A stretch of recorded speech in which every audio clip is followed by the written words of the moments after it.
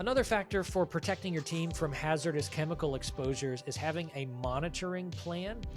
The problem that I see most often in sterile processing departments for monitoring hazardous chemicals is an over-reliance on inadequate solutions for monitoring chemicals.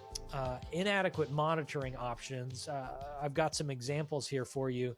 One would be relying upon odor as an indicator of chemical exposure. Let me tell you, the plan in your department should not be, hey, let us know if you smell something funny when you work with that equipment. There's a whole host of reasons why odor is not a reliable method for detecting leaks, but here are some of the important ones.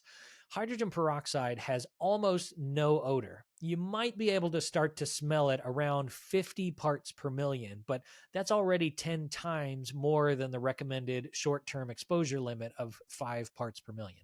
So essentially, by the time you can smell it, you've already been drastically and dangerously overexposed. In fact, you would likely start to feel the effects of hydrogen peroxide in the air before you even smelled it. Similarly, ETO can be smelled anywhere from 250 to 700 parts per million, which is miles above the short-term exposure limit for ETO. Another problem is concentration. You see, peracetic acid does have a very strong odor. You can detect it in the air, but your nose does a very poor job of deciding at what level, at what scent is this concentration unsafe. Your nose can't detect how far out of range the concentration is in the air. Additionally, if you're working in that environment around that smell, you can experience what's known as olfactory fatigue or going nose blind, as the Febreze commercials used to say. It's like if you live in your own house, you can't really smell anything peculiar about it.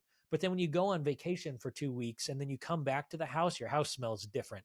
And that's just because you've been out of it for a while. The person working in the scope room is going to be more accustomed to that odor and may not notice a significant change.